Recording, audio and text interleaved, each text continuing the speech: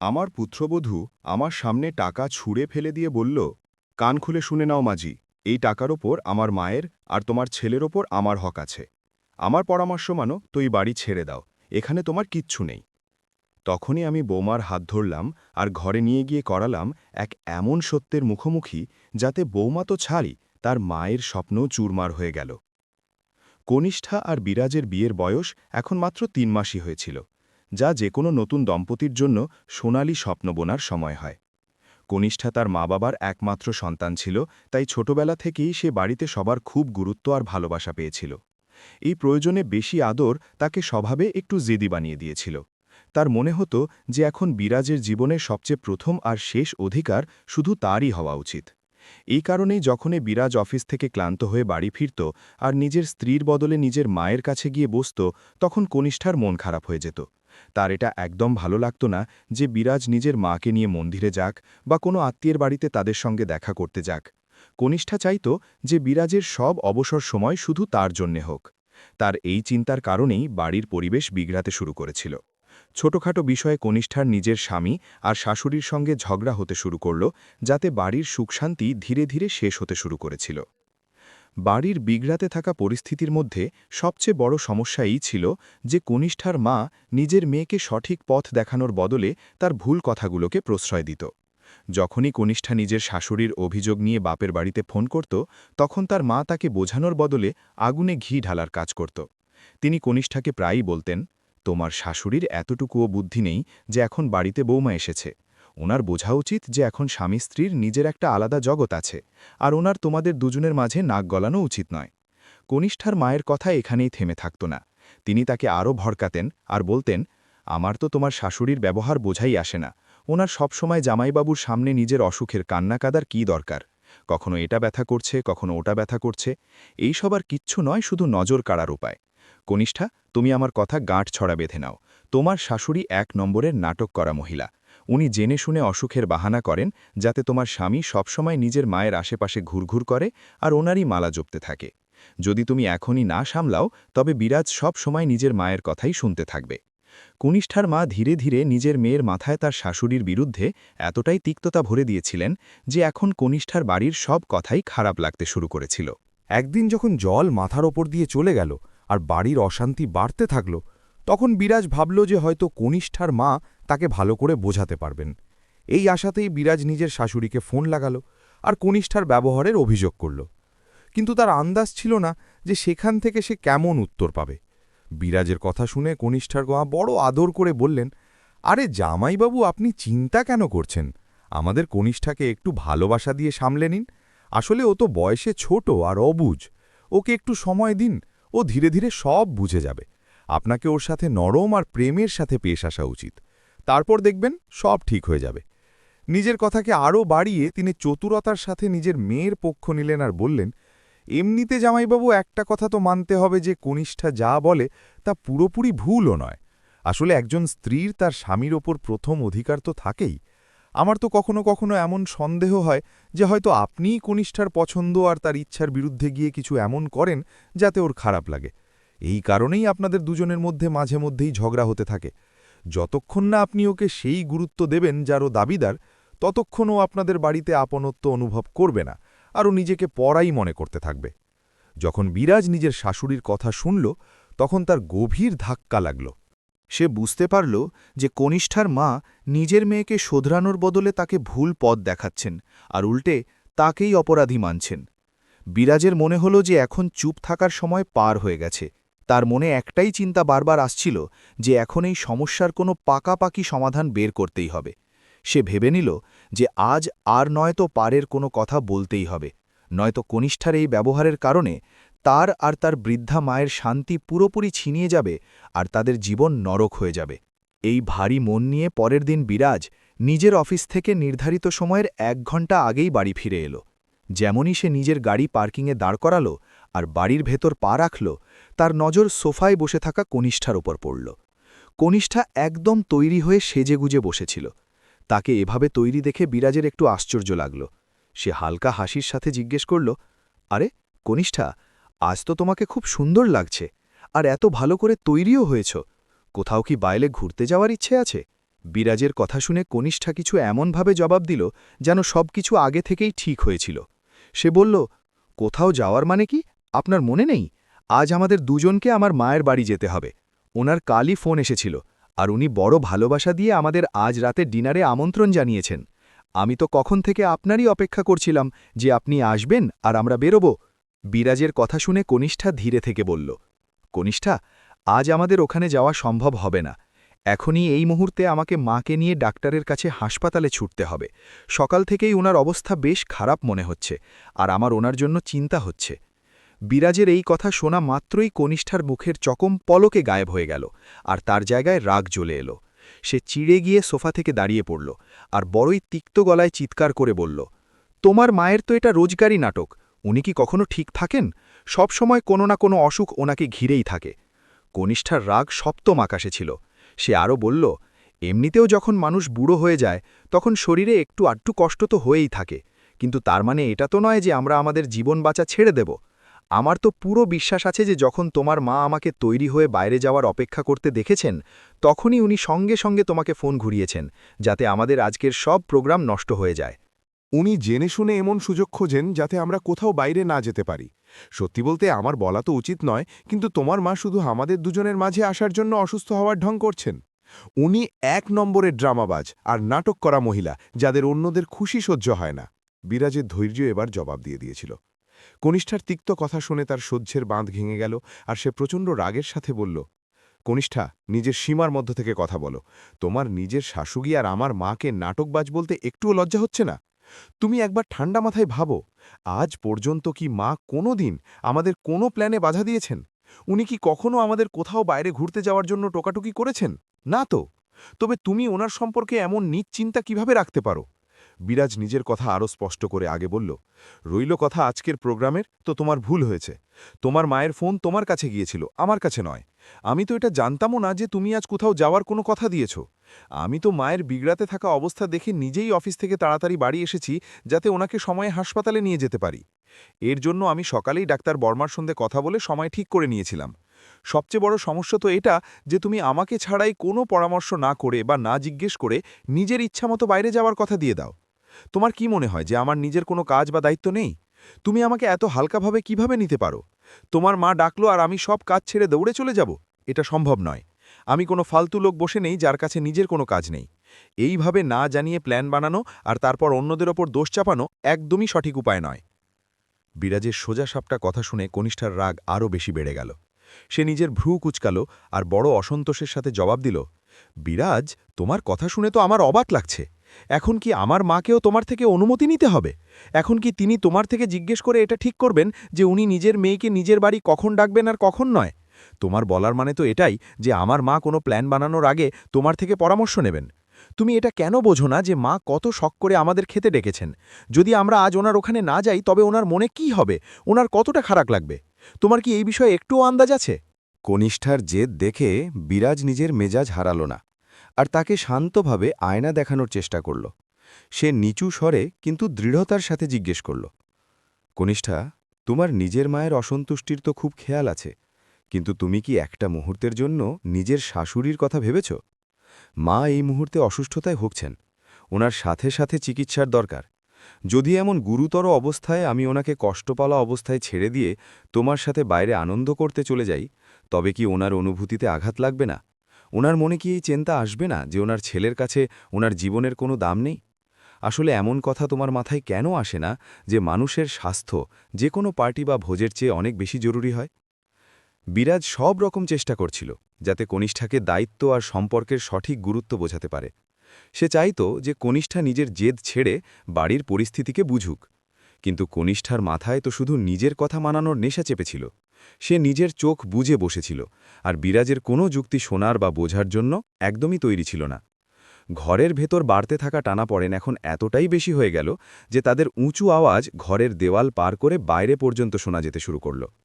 বিরাজের মা সুলোচনাজি, যিনি কাছেরই একটি ঘরে শুয়েছিলেন, ওনার কানে যখন এই তিক্ত কথাগুলো গেল তখন ওনার হৃদয় দুঃখিত হয়ে গেল।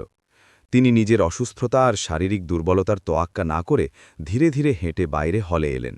দুজনকে শান্ত করার উদ্দেশ্যে সুলোচনাজি বড়ই মমতার সাথে কনিষ্ঠাকে বললেন, কনিষ্ঠা মা, তোমরা এভাবে নিজেদের মধ্যে ঝগড়া করো না। আমার ভালো লাগছে না যে আমার কারণে তোমাদের দুজনের মধ্যে দূরত্ব বাড়ছে।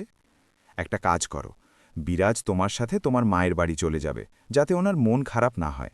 আমি নিজেই বাইরে থেকে কোনো ক্যাব বা অটো আনিয়ে নিচ্ছি, আর একাই ডাক্তারের কাছে গিয়ে নিজের পরীক্ষা করিয়ে নেব। এবার তো তুমি খুশি না? শুধু তোমরা এভাবে তর্ক করা বন্ধ করো।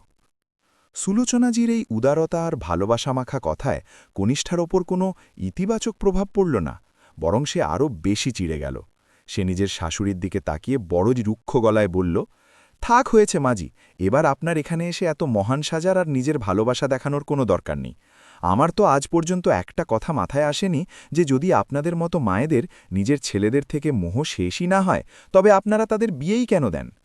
যখন ছেলে বিয়ে করে নিজের স্ত্রীকে বাড়ি নিয়ে আসে, তখনও আপনারা ওনাকে নিজের আঙুলের ডগায় নাচাতে চান। ছেলের সংসার বসে যাওয়ার পরেও মায়ের নিজের ছেলের প্রতি এই অতিরিক্ত টান কম কেন হয় না? নিজের মায়ের অপমান সহ্য করা এখন বিরাজের ক্ষমতার বাইরে ছিল। কনিষ্ঠার অসভ্যতা শুনে তার রক্ত টকবগিয়ে উঠল, আর সে নিজের পুরো শক্তি দিয়ে চিৎকার করে বলল, কনিষ্ঠা, তোমার কি একটু আন্দাজ আছে যে তুমি নিজের মুখ দিয়ে কি বিষ উগরাচ্ছ? তুমি কি নিজের জ্ঞান হারিয়ে ফেলেছ? আসলে তোমার এত সাহস কি করে হলো যে তুমি আমার মায়ের সামনে দাঁড়িয়ে ওনার জন্য এত নিচু শব্দের ব্যবহার করছো? মায়ের প্রতি এমন ব্যবহার আমি কোনো মতেই সহ্য করব না। বিরাজের চোখে নিজের মায়ের জন্য ব্যথা আর স্ত্রীর জন্য রাগ স্পষ্ট দেখা যাচ্ছিল। ছেলেকে এত উগ্র হতে দেখে সুলোচনাজি ভয় পেয়ে গেলেন যে কথা না আরও বেশি বিগড়ে যায়। তিনি নিজের কাঁপতে থাকা হাত বিরাজের কাঁধে রাখলেন আর তাকে ইশারাতেই শান্ত থাকতে বললেন। তিনি চাইতেন না যে ওনার কারণে বাড়িতে আরও বেশি অশান্তি বাড়ুক, তাই তিনি নিজের কষ্ট গিলে নিয়ে চুপ হয়ে গেলেন। কিন্তু কনিষ্ঠার ওপর না তো বিরাজের রাগের কোনো প্রভাব হল, আর না নিজের শাশুড়ির মমতার। কনিষ্ঠার মেজাজ সপ্তম আকাশে পৌঁছে গিয়েছিল। তার মনে হল যে এখানে তার কথা কেউ বুঝছে না। সে পা আছড়াতে আছড়াতে দ্রুত নিজের ঘরের ভেতর গেল আর আলমারি থেকে নিজের দরকারি জিনিসপত্র ভরতে লাগল। কিছু মিনিটের মধ্যেই সে ব্যাগ কাঁধে ঝুলিয়ে বাইরে বেরোল, আর কারো দিকে না তাকিয়ে পেছনে না ফিরে বাড়ির প্রধান দরজা দিয়ে বাইরে বেরিয়ে গেল। বাড়িতে নিস্তব্ধতা ছড়িয়ে পড়ল, আর বিরাজ অবাক হয়ে তাকে যেতে দেখতে থাকল। কনিষ্ঠাকে এভাবে রাগের মাথায় বাড়ি ছেড়ে যেতে দেখে সুলোচনাজির কোমল মন ঘাবড়ে গেল। ওনার ভয় ছিল যে কথা হয়তো খুব বেশি না বিগড়ে যায়। তাই তিনি সঙ্গে সঙ্গে বিরাজের হাত ধরলেন আর বড় চিন্তার সাথে বিরাজকে বললেন, বিরাজ বাবা, দেখো ও কতটা রেগে গেছে, তুমি তাড়াতাড়ি বাইরে যাও আর ওকে থামাও। কথা এখানেই শেষ করো, নয়তো দূরত্ব আরও বাড়বে। সুলোচনাজির মমতা তখনও কনিষ্ঠার প্রতি কম হয়নি। তিনি চেয়েছিলেন বৌমা বাড়ি ফিরে আসুক, কিন্তু বিরাজ নিজের মায়ের এই কথা মানল না। সে বড়ই গম্ভীর আর শান্তির সাথে জবাব দিল, না মা, আজ আমি ওকে আটকাতে যাব না। আমরা ওকে বাড়ি থেকে বের করে দিইনি, আর না ওকে যাওয়ার জন্য বাধ্য করেছি। ও নিজের ইচ্ছায় নিজেই বাড়ি ছেড়ে গেছে। রইল কথা ওকে নিয়ে যাবার, তো ও বাইরে থেকে ক্যাব নিয়ে নেবে আর সুরক্ষিত পৌঁছে যাবে। আপনি ওর চিন্তা ছেড়ে দিন, ওকে যেতে দেওয়াই এখন সঠিক সিদ্ধান্ত। বিরাজ নিজের অগ্রাধিকার স্পষ্ট করে আগে বলল, মা, আপনি এসব কথা মাথা থেকে বের করুন আর তাড়াতাড়ি তৈরি হয়ে নিন। আমার জন্য এই মুহূর্তে আপনার স্বাস্থ্য সবার আগে। আমি আগে আপনাকে ডাক্তারের কাছে নিয়ে যাব, যাতে আপনার পরীক্ষার সময় হতে পারে। তারপর আমি আপনাকে বাড়িতে ফিরিয়ে রেখে যাব, যাতে আপনি বিশ্রাম নিতে পারেন। যখন আমি আপনার দিক থেকে পুরোপুরি নিশ্চিত হয়ে যাব, তখনই আমি কনিষ্ঠার বাপের বাড়ি যাব, আর সেখানে গিয়ে এই সমস্যার কোনো কঠিন সমাধান বের করব। এবার আপনি দেরি করবেন না, চলুন যাওয়া যাক।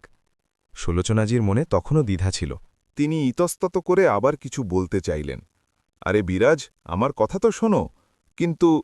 কিন্তু বিরাজ নিজের মায়ের কথা মাঝখানেই কেটে দিল আর দৃঢ়তার সাথে বলল, মা, এবার আরে মারে বলার সময় শেষ। আপনি ওর একদমই চিন্তা করবেন না, ওর কিছু হবে না। ও খুব ভালো করে নিজের খেয়াল রাখতে জানে। আমাদের বিয়ের এখন মাত্র ৩ মাস হয়েছে, আর এই কয়েক মাসেই আমি ওর এই ড্রামা আর নখরা অনেকবার দেখে ফেলেছি। প্রতি ছোট কথায় এভাবে বাড়ি ছেড়ে যাওয়া ও স্বভাব হয়ে যাচ্ছে, যাকে এখন আর অবহেলা করা যায় না।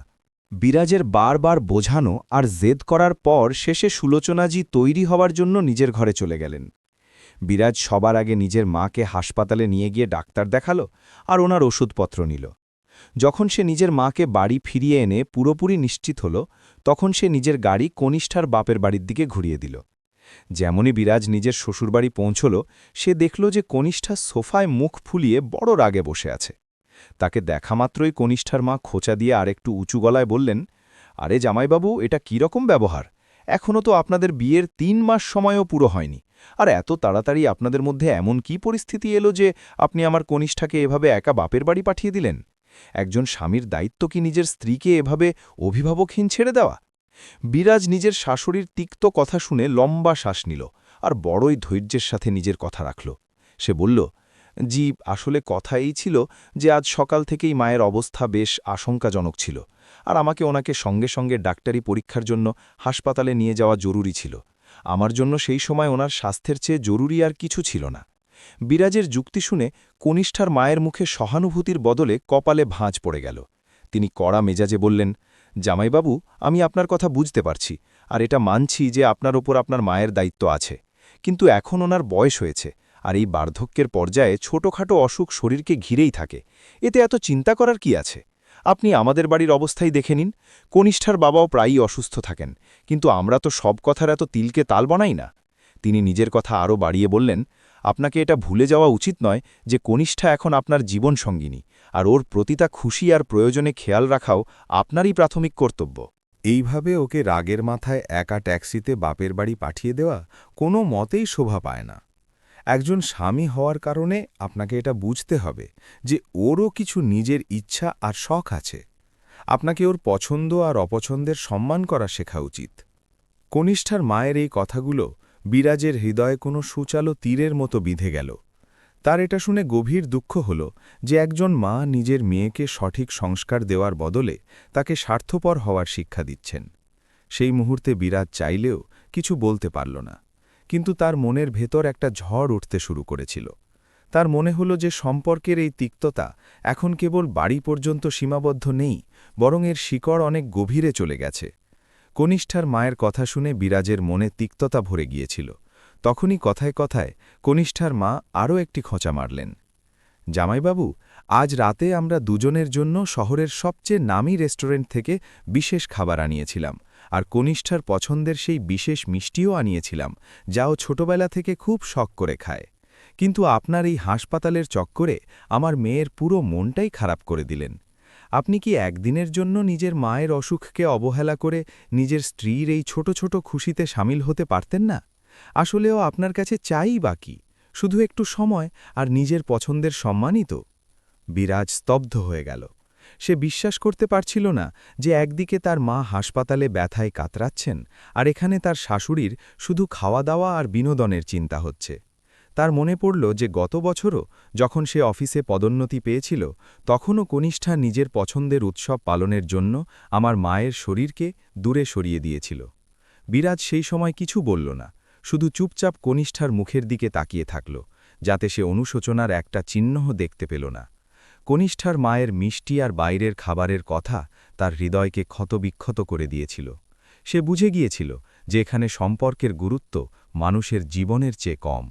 বিরাজ যখন বাড়ি ফেরার কথা ভাবছিল, তখন তার মনে বারবার এই খেয়ালই আসছিল যে মাত্র ৩ মাস আগে কি সে এই বাড়িতে নিজের সম্পর্ক গড়েছিল, যেখানে সহানুভূতির কোনো জায়গা নেই। রাতের ডিনার শেষ করার পর বিরাজ আর কনিষ্ঠা তাদের ফেরার যাত্রায় বেরিয়ে পড়ল। গাড়িতে এক অদ্ভুত নিস্তব্ধতা ছেয়েছিল। বিরাজের মন তখনও নিজের শাশুড়ির তিক্ত কথা আর নিজের মায়ের অসুখের চিন্তায় ডুবেছিল। তখনই রাস্তায় কনিষ্ঠার নিস্তব্ধতা ভেঙে বড় আদর করে বলল, বিরাজ, বাড়ি যাওয়ার আগে আমার কিছু ঠান্ডা আর মিষ্টি খেতে ইচ্ছে করছে, চলুন না কোথাও দাঁড়িয়ে কুলফি বা কোনো ভালো ডেজার্ট নিই। বিরাজের মেজাজ আগে থেকেই বেশ বিগড়েছিল, আর সে যত দ্রুত সম্ভব বাড়ি পৌঁছে নিজের মায়ের খবর জানতে চাইছিল। কিন্তু সে মনে মনে ভাবল যে যদি এই মুহূর্তে আমি মানা করি, তবে রাস্তা জুড়ে আবার সেই একই তর্ক আর কিচকিচ শুরু হয়ে যাবে। একটা ছোট ইচ্ছার বদলে তাকে আবার সেই পুরনো কথা আর খোটা শুনতে হবে। শান্তি বজায় রাখার খাতিরে সে চুপচাপ এক বিখ্যাত আইসক্রিম পার্লারের বাইরে নিজের গাড়ি দাঁড় করিয়ে দিল। দুজনেই সেখানে বসে নিজের পছন্দের আইসক্রিম উপভোগ করল। যখন তারা যেতে লাগল, তখন বিরাজ মিষ্টির দোকান থেকে ৫০০ গ্রাম গোলাপজামুনও প্যাক করিয়ে নিল।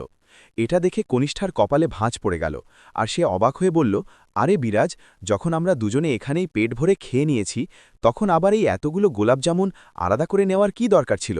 বাড়িতে তো আর কেউ খাওয়ার মতো নেই, তো এটা বেকার টাকা নষ্ট করার মতো ব্যাপার। আসলে এই এতগুলো মিষ্টি আপনি কার জন্য নিচ্ছেন?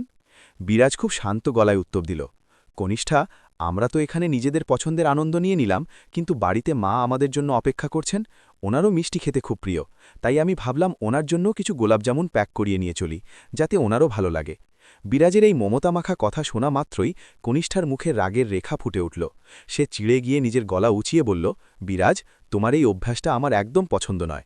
আসলে তুমি প্রতিটা ছোট বড় কথায় নিজের মাকে কেন মাঝখানে নিয়ে আসো? যখন দেখি তখন শুধু মা মা জপ করতে থাকো। ওনার জন্য কি প্রতি মুহূর্তে কিছু না কিছু কেনা বা ওনার সম্পর্কে ভাবা এতটাই আবশ্যিক? তোমাকে অন্তত এতটুকু তো বোঝা উচিত যে স্ত্রী আর মায়ের স্থানের মধ্যে পার্থক্য থাকে। তোমার জীবনের প্রতিটা সিদ্ধান্ত কি তোমার মায়ের চারপাশেই ঘুরবে? কনিষ্ঠার এই যুক্তিহীন কথা শুনে বিরাজের ধৈর্য এবার জবাব দিয়ে দিল। সে গাড়ির গতি কমিয়ে দিল আর কড়া গলায় বলল, কনিষ্ঠা, এই কেমন আজে বাজে আর মূর্খতার মতো কথা বলছো তুমি? তুমি কি নিজের কথার মানেও বুঝতে পারছো? শুধু এই কারণে যে আমার বিয়ে হয়ে গেছে আমার মা আমার কাছে পড়াই আর অচেনা হয়ে গেলেন? তুমি কি এটা আশা করো যে তুমি আমার জীবনে আসার পর আমি সেই মহিলাকে ভুলে যাব যিনি আমাকে জন্ম দিয়েছেন আর লালন পালন করে বড় করেছেন? যদি তোমার চিন্তা এমন হয় যে স্ত্রী আসার পর মাকে ত্যাগ করে দেওয়া উচিত, তবে আমাকে ক্ষমা করো, এমনটা আমার বেঁচে থাকতে কখনো সম্ভব হবে না। আমার জীবনে মায়ের জায়গা কেউ নিতে পারবে না, আর এই কথা তুমি যত তাড়াতাড়ি বুঝে যাবে ততই আমাদের সম্পর্কের জন্য ভালো হবে। বিরাজের ভেতর এতদিন চেপে রাখা সব লাভা এবার ফেটে পড়ল। সে গাড়ি কিনারায় দাঁড় করাল আর অত্যন্ত গম্ভীর হয়ে উঁচু গলায় জিজ্ঞেস করল, কনিষ্ঠা, আমাকে আজ এই কথার পরিষ্কার জবাব চাই যে বিবাহ বন্ধনে বাধার পর কি একজন পুরুষের নিজের পরিবারের সাথে সম্পর্ক শেষ হয়ে যায়? সে কি কেবল নিজের স্ত্রীর সম্পত্তি হয়েই থেকে যায়? সে কি এখন নিজের মায়ের ছেলে রইল না? এই ধরনের সংকীর্ণ চিন্তা তুমি আনো কোথা থেকে? বিরাজের কড়া মেজাজ দেখে কনিষ্ঠাও ইছিয়ে যেতে রাজি ছিল না। সে চিৎকার করে জবাব দিল, বিরাজ, আমি তোমার এইসব যুক্তিতে হাঁপিয়ে গেছি। আমার তোমার প্রতিটা কথায় নিজের মাকে ঢোকানো একদম পছন্দ নয়। বিয়ের আগে তুমি নিজের মায়ের আদুরে ছেলে ছিলে, আর ওনার ওপর তোমার পুরো অধিকার ছিল। কিন্তু এখন পরিস্থিতি বদলে গেছে। এখন তুমি বিবাহিত, আর একজন স্বামী হওয়ার খাতিরে তোমার ওপর কেবল আর কেবল আমার অধিকার আছে। আমার ইচ্ছা ছাড়া তুমি নিজের সময় আর স্নেহ অন্য কাউকে বিলিয়ে দিতে পারো না। নিজের কথা শেষ করে কনিষ্ঠার রাগে গাড়ির দরজা খুলল আর সামনের সিট ছেড়ে পেছনের সিটে গিয়ে বসে পড়ল। এটা ছিল ওর বিরোধ করার নিজস্ব একটা উপায়। বিরাজ দেখল যে কনিষ্ঠা এই মুহূর্তে যুক্তি শোনার বা বোঝার অবস্থায় একদমই নেই। সে অনুভব করল যে অরণ্যে রোদন করে কোনো লাভ নেই। সে কনিষ্ঠাকে পুনরায় বোঝানোর কোনো চেষ্টা করল না আর চুপচাপ ড্রাইভারের সিটে বসে পড়ল। তার মনে এখন ডিসেম্বরের এই শীত রাতের মতোই খামোশি ছেয়ে গিয়েছিল, কিন্তু সে জানত যে এই খামোশি কোনো বড় ঝড়ের সংকেত। বেশ কিছুক্ষণ ভারী নিস্তব্ধতার পর তাদের গাড়ি বাড়ির আঙিনায় এসে থামল। গাড়ি থামা মাত্রই কনিষ্ঠা এক মুহূর্ত সময় নষ্ট না করে দরজা খুলল আর রাগে পা আছড়াতে আছড়াতে বাড়ির ভেতর ঢুকে গেল। সে কাউকে কিছু না বলে সরাসরি নিজের বেডরুমের দিকে এগিয়ে গেল আর দরজা জোরে বন্ধ করে দিল। সুলোচনাজি, যিনি হলে বসে তাদেরই অপেক্ষা করছিলেন, কনিষ্ঠার এই উগ্র ব্যবহার দেখে সাথে সাথেই বুঝে গেলেন যে আজ আবার রাস্তায় কিছু না কিছু বড় অশান্তি হয়েছে। যখন বিরাজ বাড়িতে পা রাখল, তখন তার মুখে ছেয়ে থাকা উদাসীনতা আর কপালের ভাঁজ তার মানসিক যন্ত্রণার কথা পরিষ্কার প্রকাশ করছিল। সুলোচনাজি চাইলেন যে তিনি বিরাজকে কিছু জিজ্ঞেস করবেন, কিন্তু তারপর তিনি নিজের নিস্তব্ধতা বজায় রাখাই ভালো মনে করলেন। গত ৩ মাসে এই বাড়ির ভেতর এমন অশান্তি আর টানাপোড়েন ভরা রাত এতটাই সাধারণ হয়ে গিয়েছিল যে এখন সুলোচনাজির এই সব কিছুতে অভ্যাস হয়ে গিয়েছিল। তিনি জানতেন যে এই মুহূর্তে কিছু বলা আগুনে ঘি ঢালার মতোই হবে। তাই তিনি শান্তিতে উঠলেন আর নিজের ঘরে ঘুমানোর জন্য চলে গেলেন। অন্যদিকে বিরাজও নিজের মাকে গোলাপ জামুন দিয়ে নিজের ঘরে চলে গেল, কিন্তু ঘুম তার চোখে থেকে বহু দূরে ছিল। সে বিছানায় এপাশ ওপাশ করতে লাগল, কিন্তু তার মনে চলতে থাকা চিন্তার ঝড় থামার নাম নিচ্ছিল না। কনিষ্ঠের সেই কথা বলা যে স্বামীর ওপর শুধু স্ত্রীর অধিকার আছে, আর তার শাশুড়ির সেই তিক্ত কথাগুলো সব কিছু তার কানে বারবার বাজছিল। ডিসেম্বরের সেই ঠান্ডা রাতে যখন পুরো পৃথিবী ঘুমোচ্ছিল, বিরাজ জেগে নিজের ভবিষ্যৎ আর ভেঙে যাওয়া সম্পর্কের ব্যাপারে গভীর মন্থন করছিল। অনেকক্ষণ ভাবনা চিন্তা করার পর আর এক বড় সিদ্ধান্ত নেওয়ার পর না জানি কখন ক্লান্তির কারণে তার চোখ লেগে এলো। পরের দিন সূর্যের প্রথম কিরণ বের হওয়ার আগেই বিরাজের ঘুম ভেঙে গেল।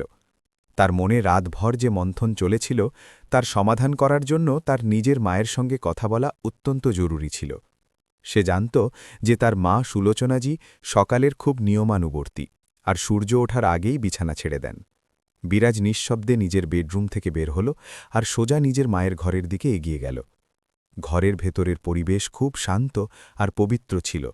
সুলোচনাজি নিজের রোজকার দিনচর্যা অনুযায়ী তাড়াতাড়ি স্নান করে পরিষ্কার কাপড় পরে ভগবানের মূর্তির সামনে পূজা অর্চনা করতে বসেছিলেন। বিরাজ চুপচাপ গিয়ে ওনার কাছেই মেঝেতে বসে পড়ল। সে কিছুক্ষণ মৌন থেকে নিজের মায়ের শান্ত মুখটির দিকে তাকিয়ে থাকল, যে মুখে বয়সের রেখা আর জীবনের সংগ্রামের ক্লান্তি পরিষ্কার ফুটে উঠেছিল। নিজের মায়ের প্রতি উপচে পড়া ভালোবাসা আর চিন্তার কারণে বিরাজ ধীর স্বরে জিজ্ঞেস করল, মা, আপনি রোজ এত তাড়াতাড়ি কেন উঠে পড়েন? এখন আপনার বয়স আরাম করার, অন্তত সকালের সময়টুকু তো আর কিছুক্ষণ ঘুমিয়ে নিতেন। ঘুম পুরো না হলে আপনার স্বাস্থ্যের উপর খারাপ প্রভাব পড়বে। সুলোচনাজি নিজের প্রার্থনা শেষ করলেন আর বিরাজের দিকে মমতা ভরা নজরে তাকিয়ে হেসে জবাব দিলেন, আরে বাবা, শরীরের এখন এই সময়ে জাগার বহু বছরের পুরনো অভ্যাস হয়ে গেছে। বুড়ো বয়সে বেশি ঘুম কোথায় আসে? কিন্তু তুই বল, আজ তুই সূর্য ওঠার আগে কি করে জেগে গেলি? তোর চোখ বলছে যে তুই রাতভর ঠিক করে ঘুমোতে পারিসনি। আসলে এমন কি কথা যা তোকে সকাল সকাল আমার কাছে টেনে আনল? বিরাজ নিজের মায়ের হাত দুটো ধীরে ধীরে নিজের হাতের মধ্যে নিল আর খুব গম্ভীর স্বরে বলল, মা, আজ আমি নিজের জীবনের এক অত্যন্ত গুরুত্বপূর্ণ আর জরুরি কথা ভাগ করে নিতে এসেছি। সুলোচনাজি নিজের মালাটি পাশে রাখলেন আর তার চোখের দিকে তাকিয়ে জিজ্ঞেস করলেন, কি কথা বাবা? তোকে এত চিন্তিত কেন লাগছে? আসলে এমন কোন কথা যা তুই সকাল সকাল আমাকে বলতে চাস?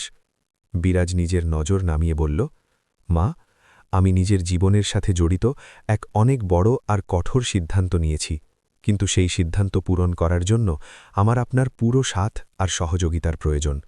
আপনার ছাড়া আমি এই পদক্ষেপ নিতে পারব না। বিরাজের মুখে ছেয়ে থাকা গাম্ভীর্য দেখে সুলোচনাজির মনে একটু ভয় লাগতে শুরু করল। তিনি বড়ই অবাক হয়ে বললেন, বাবা, তুই আমাকে ভয় দেখাচ্ছিস? আসলে এমন কি বিপদ এসেছে যে তুই এত বড় সিদ্ধান্ত নিয়ে নিলি? আর আমি তো এক সাধারণ বৃদ্ধা মহিলা। আসলে আমি এই বিষয়ে তোর সাহায্য কি করে করতে পারি? আমাকে পরিষ্কার করে বল যে তোর মাথায় কি চলছে। তখন বিরাজ নিজের মনের তিক্ততা বের করে বলল, মা, এখন জল মাথার ওপর দিয়ে বয়ে গেছে। আমাদের কনিষ্ঠাকে তার ভুলের অনুভব করাতেই হবে, আর তাকে এক কড়া শিক্ষা দিতে হবে। আজ পর্যন্ত আমরা ওর প্রতিটা অসভ্যতা আর আজেবাজে দাবি সহ্য করে এসেছি। আপনি সব সময় ওকে নিজের মেয়ে মেনেছেন আর ওর তিক্ত কথায় চুপ করে থেকেছেন, কিন্তু আপনার এই চুপ থাকাই ওকে আরও বেশি নির্ভীক বানিয়ে দিয়েছে। ও এখন আমাদের দুজনকে কিছুই মনে করে না আর ধরাকে সরা জ্ঞান করছে। সবচেয়ে বড় মুশকিল তো এই যে ওর বাপের বাড়ির লোকও ওকে সঠিক পথ দেখানোর বদলে উল্টে আমাকেই সব কথার জন্য দোষী সাব্যস্ত করে। যদি আমরা আজ ওকে ওর সঠিক জায়গা না দেখাই, তবে এই বাড়ি পুরোপুরি ধ্বংস হয়ে যাবে। সুলোচনাজি এক দীর্ঘশ্বাস ফেললেন আর ওনার মুখে অসহায়তার ভাব ফুটে উঠল। তিনি বিরাজকে শান্ত করার চেষ্টা করে খুব ধীর স্বরে বললেন, বাবা, এখন তো ওর নতুন নতুন সংসার শুরু হয়েছে, হতে দে। এখন বয়সই বা কত ওর? ও স্বভাবে একটু অবুঝ আর চঞ্চল। আমার পুরো বিশ্বাস আছে যে সময়ের সাথে ও নিজেই সামলে যাবে। ধীরে ধীরে ও এই কথা অনুভব করতে পারবে যে আপনজনেদের সাথে কেমন করে কথা বলতে হয় আর বড়দের কেমন করে সম্মান দিতে হয়। তুই শুধু একটু ধৈর্য ধর। মায়ের এই কথা শুনে বিরাজের মেজাজ চড়ে গেল। সে সাথে সাথে জবাব দিল, মা, আপনি ওকে নির্দোষ ভেবে নিজের আর আমার ক্ষতি করছেন। আমার বিয়ে কোনো এমন বাচ্চার সাথে হয়নি যে সঠিক আর ভুলের পার্থক্য জানে না বা যে দোলনায় দোলে। ও পুরো 28 বছরের এক বুদ্ধিমতী আর শিক্ষিত যুবতী। ও খুব ভালো করে জানে যে ও কি বলছে আর কার সাথে কেমন ব্যবহার করছে। বিরাজ নিজের কথা আরও কড়াকড়িভাবে আগে বলল, হ্যাঁ, যদি আমরা ওর এই বখাটে স্বভাবকে আর ছেলেমানুষই বলে এড়িয়ে যাই, তবে এই অসুখ কখনো শেষ হবে না। ওর এই ব্যবহার সারা জীবন এমনই থাকবে আর আমাদের আজীবন মানসিক আর শারীরিক কষ্ট সহ্য করতে হবে। ওর মা বাবা তো নিজের মেয়ের মোহে অন্ধ হয়ে গেছেন আর তাদের কিছুই ভুল মনে হচ্ছে না, কিন্তু এখন আমাকে নিজের আর আপনার শান্তির জন্য কোনো কঠোর পদক্ষেপ নিতেই হবে। মা, এখন আমাকে শুধু এটা জানতে হবে যে আপনি কি ওকে সঠিক পথে আনার জন্য আমার সাথ দেবেন। আমার বিশ্বাস যে আপনি নিজের ছেলেকে এই নরকে একা ছেড়ে দেবেন না। সুলোচনাজি যখন বিরাজের চোখে লুকিয়ে থাকা ব্যথা আর দৃঢ় সংকল্প দেখলেন, তখন ওনার মমতাময়ী হৃদয় গলে গেল। ওনার মনে হল যে হয়তো ওনার ছেলে ঠিক বলছে আর পরিবারের সুখ শান্তির জন্য এখন তিক্ত সিদ্ধান্ত নিতেই হবে। তিনি ভারী মনে কিন্তু দৃঢ়তার সাথে বললেন, ঠিক আছে বিরাজ, যদি তোর মনে হয় যে এটাই সঠিক পথ, তবে আমি তোর সাথে আছি। বিরাজ নিজের মায়ের সম্মতি তো পেয়ে গিয়েছিল, কিন্তু সে চাইত যে মা নিজের এই কথা থেকে পিছিয়ে না যান। সে সাথে সাথে নিজের হাত মায়ের সামনে বাড়িয়ে দিল আর বড়ই গাম্ভীর্যের সাথে বলল, শুধু বললে কাজ হবে না মা, আজ আপনাকে এই পবিত্র মন্দির আর ভগবানের মূর্তির সামনে আমার সাথে প্রতিজ্ঞা করতে হবে। আমাকে কথা দিন যে পরিস্থিতি যেমনই হোক আপনি নিজের এই কথা থেকে পিছিয়ে যাবেন না। ছেলের জেদ আর বাড়ির বিগড়েতে থাকা পরিস্থিতি দেখে সুলোচনাজি নিজের কাঁপতে থাকা হাত বিরাজের হাতের ওপর রাখলেন। তিনি ভগবানের দিকে তাকিয়ে পুরো নিষ্ঠার সাথে বললেন, ঠিক আছে বাবা, আমি তোকে এই মন্দিরের সামনে কথা দিচ্ছি। তুই যেমন বলবি আর যে পরিকল্পনা করবি আমি ঠিক তেমনই করব। আমি নিজের কথা থেকে পিছিয়ে যাব না। কথা পাওয়ার পর বিরাজের মুখে এক সন্তোষজনক ভাব এলো। সে আরও একটু কাছে ঝুঁকে খুব ধীর গলায় ফিসফিস করে মায়ের কানে নিজের পুরো পরিকল্পনা বিস্তারিতভাবে বলতে লাগল। সে এক এক করে সব পদক্ষেপ বোঝাল যে তাদের আগে কি করতে হবে। পরিকল্পনা শোনার পর সুলোচনাজির মুখে একটু চিন্তা তো ছিল, কিন্তু তিনি নিজের কথায় বদ্ধ ছিলেন। নিজের কথা শেষ করে বিরাজ শান্তিতে উঠল আর কোনো শব্দ না করে পুনরায় নিজের শোবার ঘরের দিকে চলে গেল, যাতে কনিষ্ঠা টেরও না পায় যে আসতে থাকা সময় তার জন্য কি বদলে দিতে চলেছে। সূর্যের আলো জানলা দিয়ে ঘরে আসতে শুরু করেছিল। বিরাজ লম্বা শ্বাস নিল আর নিজের ঘরে গিয়ে কনিষ্ঠাকে জাগাতে শুরু করল।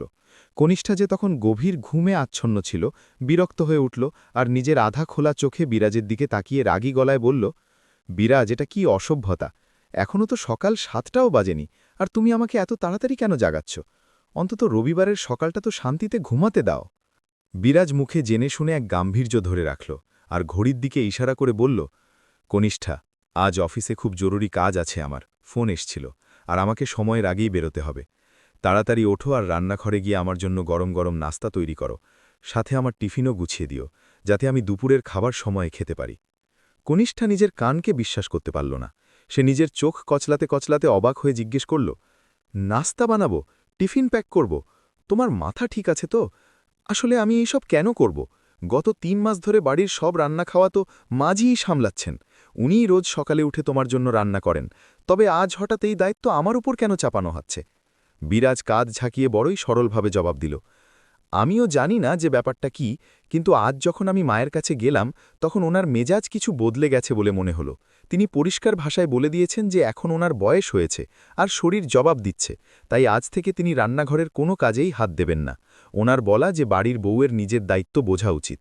তো এখন তুমি তর্ক ছেড়ে তাড়াতাড়ি গিয়ে উনুন সামলাও, নয়তো আমাকে খালি পেটে অফিস বেরোতে হবে। বিরাজের এই কথা শোনামাত্রই কনিষ্ঠার পায়ের তলার মাটি সরে গেল। তার মাথা ঘুরতে লাগল আর সে অবাক হয়ে বিরাজের দিকে তাকিয়ে থাকল। সে বিরক্ত হয়ে বলল, বিরাজ, তুমি ঠিক আছো তো? মা এমন কি করে বলে দিলেন? আসলে রাতারাতি ওনার কি হয়ে গেল? কাল পর্যন্ত তো উনি সব কিছু হাসি খুশি করে করছিলেন, তবে আজ হঠাৎ নাস্তা বানাতে মানা করার মানে কি? গিয়ে ওনাকে জিজ্ঞেস করো যে আসলে ওনার সমস্যাটা কি। বিরাজ কনিষ্ঠার চোখের দিকে তাকিয়ে খুব শান্ত কিন্তু গম্ভীর গলায় জবাব দিল, কনিষ্ঠা, এতে মাকে জিজ্ঞেস করার কি আছে? তুমি আমার জীবন সঙ্গিনী, আমার স্ত্রী, তাই আমার খেয়াল রাখা আর আমার জন্য খাবার তৈরি করা তোমার প্রাথমিক দায়িত্ব, মায়ের নয়। আসলে তুমি কতদিন নিজের দায়িত্বের বোঝা একজন বৃদ্ধা মহিলার কাঁধে ফেলে রাখবে? কনিষ্ঠা এক বাঁকা আর রাগভরা নজর বিরাজের উপর দিল, কিন্তু বিরাজ পিছিয়ে যাওয়ার মতো ছিল না। সে নিজের কথাকে আরও ধার দিয়ে আগে বলল, দেখো কনিষ্ঠা, কাল রাতে তুমিই তো চিৎকার করে বলেছিলে যে বিয়ের পর স্বামীর উপর শুধু তার স্ত্রীর পুরো অধিকার থাকে। যদি তুমি আমার উপর তোমার শতভাগ অধিকার কায়েম করতে চাও, তবে আমার প্রয়োজনগুলো পূরণ করার পুরো দায়িত্বও তো তোমারই হওয়া উচিত না? যখন অধিকার তোমার, তবে কর্তব্য অন্য কারো কী করে হতে পারে? মাও তোমার কালকের কথাকে খুব গুরুত্ব দিয়ে নিয়েছেন। ওনার বলা যে যেহেতু এখন আমার অধিকার কেবল তোমার কাছে, তাই এখন থেকে আমার নাস্তা, আমার টিফিন আর আমার প্রতিটা ছোট বড় প্রয়োজন পূরণ করার কাজ তোমারই হবে। সেই কারণেই উনি আজ রান্নাঘরে পা রাখতে পরিষ্কার মানা করে দিয়েছেন। বিরাজের যুক্তি কনিষ্ঠাকে গিরুত্তর করে দিয়েছিল। ভারী মনেই হোক না কেন, শেষে তাকে বিছানা ছাড়তেই হল। সে রান্নাঘরে গেল আর প্রথমবার বিরাজের জন্য নাস্তা আর দুপুরের খাবার তৈরি করতে লাগল। কিন্তু আশ্চর্যের বিষয় এই ছিল যে যেখানে বিরাজের মনে হচ্ছিল যে কনিষ্ঠা বিরক্ত হবে, সেখানে কনিষ্ঠার মনের কোনো কোণে এক অদ্ভুত জেতার খুশি উপচে পড়ছিল। তার মনে হচ্ছিল যে কাল রাতে যে যুদ্ধ সে শুরু করেছিল তাতে আজ তার জয় হয়ে গেছে। সে ভাবল, চলো, দেরিতে হলেও মাজি নিজের হারের অনুভব তো করতে পারলেন। এখন বিরাজের জগৎ কেবল আমার চারপাশেই ঘুরবে। এই আনন্দেই সে সেদিন বিরাজের সব কাজ কোনো অভিযোগ ছাড়াই মিটিয়ে দিল। বিরাজও নিজের পরিকল্পনা অনুযায়ী কনিষ্ঠার প্রতি খুব নরম আর প্রেমপূর্ণ ব্যবহার করছিল। বিকেলে যখন সে অফিস থেকে বাড়ি ফিরল তখন সে কনিষ্ঠাকে এক সারপ্রাইজ দিয়ে বলল, কনিষ্ঠা, আজ তুমি সকাল থেকে খুব কাজ করছো, চলো আজ বিকেলে বাইরে কোথাও থেকে ঘুরে আসি। কনিষ্ঠার খুশির সীমা রইল না। তার মনে হল যে শাশুড়ি মায়ের সরে দাঁড়াতেই তার সংসারে খুশির জোয়ার এসেছে। ডিসেম্বরের মনোরম বিকেলে দুই স্বামী স্ত্রী শহরের এক দারুণ এলাকায় বেড়ানোর জন্য বেরিয়ে পড়ল। অনেকক্ষণ ঘোরাঘুরির পর কনিষ্ঠা খিদে অনুভব করল। তখন বিরাজ তাকে এক আলিশান হোটেলে নিয়ে গেল। টেবিলে বসার পর কনিষ্ঠা হাত ধোয়ার জন্য ওয়াশরুমের দিকে গেল। সেই মুহূর্তে কনিষ্ঠার ফোন টেবিলে জোরে জোরে বাজতে লাগল। স্ক্রিনে দেখল তো তার মায়ের নাম চমকাচ্ছিল। বিরাজের মুখে এক কুটিল হাসি এলো। সে দেরি না করে কলটিকে রিজেক্ট করে দিল আর সঙ্গে সঙ্গে ফোনটিকে পুরোপুরি বন্ধ অর্থাৎ সুইচ অফ করে দিল। সে ফোনটিকে আবার টেবিলে এমনভাবে রেখে দিল যেন কিছুই হয়নি। বিরাজ জানত যে এটা তার পরিকল্পনার সেই অংশ যেখান থেকে কনিষ্ঠাকে এবার নিজের স্বাধীনতা আর অধিকারের আসল দাম চোকাতে হতে চলেছিল। কনিষ্ঠার ওয়াশরুম যেতেই বিরাজের পরিকল্পনার পরবর্তী ধাপ শুরু হয়ে গিয়েছিল। সে মাত্র কনিষ্ঠার মোবাইল বন্ধই করেছিল যে হঠাৎ তার নিজের ফোন কাঁপতে শুরু করল। স্ক্রিনে দেখল তো কনিষ্ঠার মায়ের নম্বর ছিল। বিরাজের মনে এক মুহূর্তের জন্য আশঙ্কা হল যে এত রাতে বারবার ফোন কেন আসছে। কোথাও বাড়িতে কোনো দুর্ঘটনা ঘটেনি তো? এই জরুরি অবস্থার চিন্তাতেই সে কল রিসিভ করে নিল। অন্যদিকে কনিষ্ঠার মা খুব ব্যাকুল মনে হচ্ছিলেন, কিন্তু যখন বিরাজ ওনাকে জানালো যে তারা দুজনেই এই মুহূর্তে এক ভালো হোটেলে ডিনার করতে এসেছে আর কনিষ্ঠা আপাতত নিজের জায়গায় নেই, তখন ওনার চিন্তা একটু কম হল। বিরাজ খুব লৌকিকভাবে কথা বলল আর কোনো লম্বা আলোচনা ছাড়াই ফোন কেটে দিল। তার উদ্দেশ্য কেবল এটা নিশ্চিত করা ছিল যে সেখানে সব ঠিক আছে। যখন কনিষ্ঠা ফিরে এলো আর নিজের চেয়ারে বসল, তখন বিরাজ জেনে শুনে তাকে এই তথ্য দিল না যে তার মায়ের কল এসেছিল। সে চাইত যে এই সময় কনিষ্ঠার পুরো ধ্যান কেবল তার ওপরই থাক। কনিষ্ঠা খুব শখ করে খাবার খেতে শুরু করল। সে নিজের জয়ের নেশায় এতটাই মগ্ন ছিল যে সে খাওয়ার সময় একবারও নিজের ব্যাগ খুলে ফোন দেখার প্রয়োজন মনে করল না। যখন তারা দুজনেই ডিনার মিটিয়ে হোটেল থেকে বেরোল আর গাড়ির দিকে এগোচ্ছিল, তখন হঠাৎ কনিষ্ঠার নিজের মোবাইলের কথা মনে পড়ল। যেমনই সে নিজের পার্স খুলে ফোন হাতে নিল, বিরাজ সাথে সাথে বাধা দিল। বিরাজ খুব ভালোবাসা মাখা কিন্তু অধিকারপূর্ণ স্বরে বলল, আরে কনিষ্ঠা, এটা কি ব্যবহার? আমরা এত সুন্দর একটা সন্ধ্যা সাথে কাটাচ্ছি, এখনও আমরা রাস্তায় আছি আর তুমি আবার সেই ফোনের জগতে হারিয়ে যেতে চাও? অন্তত যতক্ষণ আমরা বাড়ি না পৌঁছাই আমার সাথে কথা তো বলো। ওই ফোনটাকে এখন পাশে রাখো আর আমার ওপর ধ্যান দাও। আমার কথা কি তোমার কাছে ওই ডাব্বার চেয়ে বেশি জরুরি নয়? কনিষ্ঠা, যে এখন বিরাজকে পুরোপুরি নিজের মেনে নিয়েছিল, সে তার কথা ফেলল না আর ফোন চালু না করেই রেখে দিল। বিরাজের কথা কনিষ্ঠার মন জয় করে নিয়েছিল। তার মনে হল যে গত ৩ মাসের সংগ্রামের ফল এখন সে পাচ্ছে। সে খিলখিলিয়ে হেসে উঠে বলল, সত্যি বলছি বিরাজ, গত কয়েক ঘন্টায় তুমি পুরোপুরি বদলে গেছো। তোমার এই বদলে যাওয়ার রূপ আমার খুব পছন্দ হচ্ছে। আমার জন্য এর চেয়ে ভালো আর কিছু হতে পারে না যে তুমি আমার এত খেয়াল রাখছ। নিজের খুশি প্রকাশ করে সে ভালোবেসে বিরাজকে জড়িয়ে ধরল আর ধীরে থেকে তার কানে বলল, প্রতিজ্ঞা করো যে তুমি ভবিষ্যতেও সবসময় আমার প্রতি এমনই থাকবে আর আমাদের জগতে অন্য কারও হস্তক্ষেপ হবে না। ডিসেম্বরের সেই মনোরম রাতে দুজনে অনেক কথা বলল। পুরনো তিক্ততা ভুলে তারা একে অপরের সাথে হাসি ঠাট্টা করতে থাকল। বাড়ি ফেরার সময় বিরাজ আবার সেই আইসক্রিম পার্লারের কাছে গাড়ি থামাল। কালকের মতো আজও দুজনে নিজেদের পছন্দের ফ্লেভারের আইসক্রিমের স্বাদ নিল। কিন্তু কনিষ্ঠার অবাক হওয়া আর খুশির সীমা তখন রইল না যখন আইসক্রিম খাওয়ার পর বিরাজ চুপচাপ গাড়ির দিকে এগিয়ে গেল। আজ সে নিজের মায়ের জন্য না তো কোনো মিষ্টি কিনল আর না ওনার উল্লেখ পর্যন্ত করল। কনিষ্ঠার মন নেচে উঠল।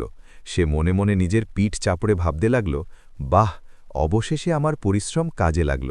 বিরাজ এখন ধীরে ধীরে পুরোপুরি আমার মুঠোয় আসতে শুরু করেছে।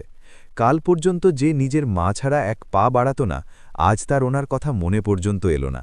শাশুড়ি মায়ের রান্নাঘর ছাড়া আর বিরাজের এই বদলে যাওয়া ব্যবহার, এই সব আমার জয়ের সংকেত। কনিষ্ঠার মনে হচ্ছিল যে এখন এই বাড়ির আসল মালকিন সেই, কিন্তু সে এই কথা জানত না যে এই নিস্তব্ধতা এক অনেক বড় আবেগপ্রবণ ঝড়ের আসা আগের মুহূর্ত। বাড়ি পৌঁছনোর পর যেমনই কনিষ্ঠা নিজের পার্স খুলল আর মোবাইল হাতে নিল, সে অনুভব করল যে ফোন বন্ধ আছে। সে সাথে সাথে ওটা চালু করল। যেমনই নেটওয়ার্ক এলো, ফোন অনবরত বাজতে লাগল, আর স্ক্রিনে তার মায়ের ৫-৬টি মিসড কলের তথ্য চমকাতে লাগল। কনিষ্ঠা ঘাবড়ে গিয়ে বলল, আরে বাপরে, মায়ের এতগুলো কল! বাড়িতে সব ঠিক আছে তো? উনি এতবার কেন কল করেছেন? বিরাজ, যে নিজের পরিকল্পনার পরবর্তী ধাপে ছিল, খুব সহজভাবে হেসে বলল, আরে হ্যাঁ কনিষ্ঠা, আমি তো তোমাকে বলতেই ভুলে গেছি। যখন তুমি হোটেলে হাত ধুতে গেছিলে, তখন তোমার মায়ের ফোন আমার মোবাইলেও এসেছিল। আমার ওনার সাথে বিস্তারিত কথা হয়ে গেছিল। উনি শুধু এটাই জানতে চাইছিলেন যে তুমি কেমন আছো আর তোমার দিন কেমন কাটল। সব কিছু একদম ঠিক আছে, তোমার চিন্তা করার কোনো দরকার নেই। কনিষ্ঠার মন তাও একটু অস্থির ছিল। সে বলল, তাও বিরাজ, এত রাত হয়ে গেছে, আর উনি এতবার চেষ্টা করেছেন, তো একবার আমি ওনার সাথে কথা বলেই নি, হয়তো কিছু জরুরি বলতে চান। কনিষ্ঠার নম্বর ডায়াল করার আগেই বিরাজ খুব কোমলতার সাথে কিন্তু দৃঢ়তার সাথে তার হাত থেকে ফোন নিয়ে নিল। সে ফোনটি দূরে টেবিলের ওপর রেখে বলল, এখন থাকতে দাও না কনিষ্ঠা, উনি ঘুমিয়ে গেছেন আর বেকার ওনার ঘুম নষ্ট হবে। এমনিতেও আজকের দিনটা শুধু আমাদের। তুমি আমার সাথে কথা বলো না। তোমার কি আমার কথার চেয়ে ওই ফোন বেশি জরুরি মনে হচ্ছে? আমার ভালো লাগে না যখন আমাদের মাঝে কোনো তৃতীয় ব্যক্তি আসে, হোক না সেটা তোমার ফোনই। কনিষ্কা, যে বিরাজের এই নতুন অধিকারপূর্ণ ভালোবাসায় পুরোপুরি ডুবেছিল, চুপ হয়ে গেল। তার মনে হল হয়তো বিরাজ ঠিকই বলছে, এবং সে নিঃশব্দে তার পাশে এসে বসল, এটা জেনেও যে এসবই তাকে তার আপনজনদের থেকে দূরে সরিয়ে দেওয়ার একটি সুপরিকল্পিত চাল। ডিসেম্বরের প্রথম সপ্তাহ কাটতে না কাটতেই ঘরের আবহাওয়া পুরোপুরি বদলে গিয়েছিল। এখন বিরাজ ও কনিষ্কার সংসারে এক অদ্ভুত নিস্তব্ধতা ও শৃঙ্খলা এসে গিয়েছিল। সুলোচনা দেবী নিজের ভূমিকা পুরোপুরি বদলে নিয়েছিলেন। তিনি এখন কনিষ্কার সাথে কেবল ততটুকুই কথা বলতেন যতটুকু ঘর চালানোর জন্য অনিবার্য ছিল। খাবার কি রান্না হয়েছে বা ঘরের বাজার শেষ হয়েছে কিনা, ব্যাস এইটুকুই সংলাপ তাদের মধ্যে রয়ে গিয়েছিল। এখন সুলোচনা দেবীর বেশিরভাগ সময় নিজের ঘরে বা ঠাকুর ঘরে কাটত। তিনি ঘণ্টার পর ঘণ্টা শান্তভাবে বসে ধর্মীয় গ্রন্থ পাঠ করতেন এবং নিজেকে ভক্তিতে লীন রাখতেন। এখন তার আর এই চিন্তা ছিল না যে রান্নাঘরে কি তৈরি হচ্ছে বা বিরাজের পছন্দের খেয়াল রাখা হচ্ছে কিনা। সন্ধেবেলায় যখন কনিষ্কা ঘরের কাজে ব্যস্ত থাকত, সুলোচনা দেবী নিজের পাড়ার বান্ধবীদের সাথে বাগানে ঘুরতে বেরিয়ে যেতেন। কনিষ্কার শুরুতে মনে হয়েছিল যে সে মনের মতো স্বাধীনতা পেয়ে গিয়েছে এবং শাশুড়ি মায়ের হস্তক্ষেপ শেষ হয়ে গিয়েছে, কিন্তু ধীরে ধীরে সে অনুভব করতে পারল যে ঘরের সব দায়িত্বের বোঝা এখন একলা তার নাজুক কাঁধের ওপর। সুলোচনা দেবীর সেই মৌন সাধনা এবং তার বান্ধবীদের সাথে সেই হাসি ঠাট্টা কনিষ্কাকে ভেতর ভেতর কুড়ে কুড়ে খেতে লাগল। সে বুঝতে পারছিল না যেটাকে সে নিজের জয় মনে করছিল সেটা কি আদেও জয়, নাকি এক অনেক বড় সামাজিক ও মানসিক দূরত্বের শুরু। পরের কয়েকদিনে বিরাজ কনিষ্কাকে নিজের কথার জালে এমনভাবে জড়িয়ে ফেলল যে তার বাইরের দুনিয়ার আর কোনো খেয়াল রইল না। একদিন দুপুরে কনিষ্কা খুব আদর করে বিরাজকে বলল, বিরাজ, অনেক দিন হয়ে গিয়েছে এবং আজ আমার মা বাবার কথা খুব মনে পড়ছে। মনটা তাদের সাথে দেখা করার জন্য ব্যাকুল হয়ে আছে।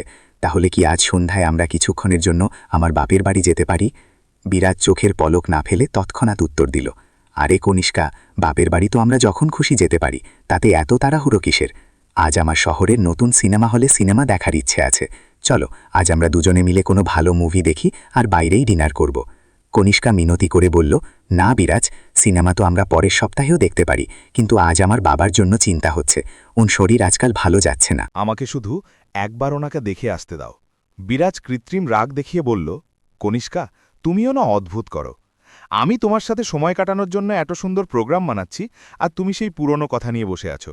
আমার মনের খুশির কি তোমার কাছে কোনো মূল্য নেই? যদি তুমি আমাকে ভালোবাসো, তবে আজ তোমাকে আমার সাথে সিনেমা দেখতে যেতেই হবে। অবশেষে কনিষ্কাকে হার মানতে হলো এবং তারা সিনেমা দেখতে চলে গেল। বিরাজের এটা কৌশল হয়ে দাঁড়িয়েছিল। যখনই কনিষ্কা বাপের বাড়ি যাওয়ার নাম নিত, সে তাকে কোনো না কোনো দামি উপহার বা ঘোড়ার লোভ দেখিয়ে এড়িয়ে যেত। বাড়িতেও সে তাকে ফোন থেকে এত দূরে রাখত যে কনিষ্কা তার মায়ের সাথে কথা বলার সুযোগই পেত না। শেষমেশ ডিসেম্বরের এক রবিবারের সকালে যখন সুলোচনা দেবী মন্দিরে গিয়েছিলেন, হঠাৎ দরজার কলিং বেল বাজল। কনিষ্কা দরজা খুলতেই সামনে নিজের মা বাবাকে দাঁড়িয়ে থাকতে দেখল। সে খুব আদরের সাথে তাদের ড্রয়িং রুমে বসালো এবং খুশি মনে বেডরুমে বিরাজকে খবর দিতে দৌড়ে গেল। অনেকটা সময় কেটে গেল, কিন্তু বিরাজ বাইরে এলো না। কনিষ্কা ঘরে গিয়ে আবার অনুরোধ করল, বিরাজ, চলুন না, মা বাবা বাইরে আপনার জন্য অপেক্ষা করছেন। অনেকক্ষণ পর বিরাজ ভারী পায়ে বাইরে এলো। সে একটি আনুষ্ঠানিক হাসির সাথে তাদের প্রণাম করল এবং কোনো কথা না বলে পাশের সোফায় বসে পড়ল। সে নিজের মোবাইল বের করল এবং পুরোপুরি তাতে মগ্ন হয়ে গেল, যেন সেখানে কেউ বসেই নেই। কনিষ্কার মা বাবা একে অপরের মুখ চাওয়াচাওয়ি করতে লাগলেন। বিরাজের এই রুক্ষ এবং অপমানজনক ব্যবহার কনিষ্কার মনের ভেতর গিয়ে বিঁধল, কিন্তু নিজের মা বাবার সামনে সে মর্যাদা বজায় রাখল এবং চুপচাপ নিজের রাগ হজম করে নিল। ড্রয়িং রুমে ছড়িয়ে থাকা অস্বস্তির মাঝে বিরাজ হঠাৎ নিজের ঘাড় ডলল এবং কনিষ্কাকে ডাকল, কনিষ্কা, আমার জন্য একটু গরম জল আনবে কি? সকাল থেকে গলায় খুব খুসখুস আর যন্ত্রণা অনুভব করছি। কনিষ্কা, যে নিজের বাবার পাশে বসে তার স্বাস্থ্যের খবর জানতে চেয়েছিল, সে তৎক্ষণাৎ উঠল এবং রান্নাঘরের দিকে চলে গেল।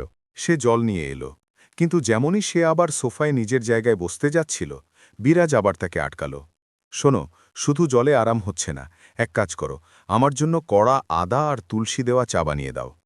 কনিষ্কা আবার রান্নাঘরের দিকে ঘুরে গেল। বাইরে ড্রয়িং রুমে তার মা বাবা বিরাজের সাথে কথা বলার শেষ চেষ্টা করলেন। তার শ্বশুরমশাই জিজ্ঞেস করলেন, বাবা, তোমার মায়ের শরীর এখন কেমন আছে? শুনেছিলাম ওনার খুব দুর্বল লাগছে। বিরাজ ফোন থেকে নজর না সরিয়েই শুধু বলল, হ্যাঁ, ঠিক আছে। তারপর তার শাশুড়ি বাড়ি সংসার আর আবহাওয়া নিয়ে কিছু কথা বললেন, কিন্তু বিরাজ প্রতিটি প্রশ্নের উত্তর কেবল হ্যাঁ অথবা হুঁ দিয়ে নিজের উদাসীনতা পরিষ্কার করে দিল। অবশেষে ক্লান্ত হয়ে সেই দুই বয়স্ক মানুষও চুপ হয়ে গেলেন এবং একে অপরের মুখ দেখতে লাগলেন। কনিষ্কা চায়ের কাপ নিয়ে এলো এবং টেবিলে রাখল। সে ভাবল যে এবার হয়তো মা বাবার সাথে কিছুক্ষণ সময় কাটানোর সুযোগ পাবে, কিন্তু সে চা নামিয়ে রাখতেই বিরাজ আরও একটি ফরমাস ছুড়ে দিল, কনিষ্কা, আজ আবহাওয়া খুব সুন্দর, আমার মন চাইছে জলখাবারে তোমার হাতের চটপটে পনিরের পকোড়া হোক। তাড়াতাড়ি পনির অর্ডার করে পকোড়া তৈরি করো। কনিষ্কার মা বাবা অবাক হয়ে গেলেন। তারা দেখতে পাচ্ছিলেন যে বিরাজ ইচ্ছা করে কনিষ্কাকে তাদের পাশে বসতে দিচ্ছে না এবং তাকে কাজে ব্যস্ত রাখছে। কনিষ্কার মুখ শুকিয়ে গেল, কারণ সে জানত যে পনিরের পকোড়া বানাতে অন্তত আধ ঘন্টা 1 ঘন্টা সময় লাগবে, আর ততক্ষণ হয়তো তার মা বাবার যাওয়ার সময় হয়ে যাবে। বিরাজের এই বদলে যাওয়া আচরণ এবং তার মা বাবার প্রতি এই অবহেলা এখন তার সহ্যের বাইরে চলে যাচ্ছিল, কিন্তু সে অধিকারের সেই তিতকুটে সংজ্ঞায় নিজেকেই বন্দী অনুভব করছিল। কনিষ্কার মন এখন আক্রোশে ভরে গেল, তার সহনশীলতার সীমা শেষ হয়ে গেল এবং তার জেদি স্বভাব আগ্নেয়গিরির মতো ফেটে পড়ল। সে রান্নাঘরের দরজায় থমকে গেল এবং হাতে ধরা চামচটি সজোরে স্ল্যাবের উপর রেখে গর্জে উঠে বলল, ব্যাস বিরাজ, অনেক হয়েছে, এখন আমার আর এসব সহ্য হচ্ছে না। সে দ্রুত পায়ে ড্রয়িং রুমে এলো এবং বিরাজের সামনে দাঁড়িয়ে তীক্ষ্ণ স্বরে বলতে লাগল, তোমার কি হুঁশ আছে? তুমি দেখতে পাচ্ছ না যে আমার মা বাবা এত দূর থেকে আমাদের সাথে দেখা করতে এসেছেন? যখন থেকে তারা এখানে বসে আছেন, তুমি তাদের সাথে ঠিকমতো একটা বাক্যও বলনি, আর ওপর থেকে আমাকে পুতুলের মতো কখনো গরম জল, কখনো চা, তো কখনো জলখাবারের জন্য কিচেনে চক্কর কাটিয়ে যাচ্ছ। আসলে তোমার সমস্যাটা কি?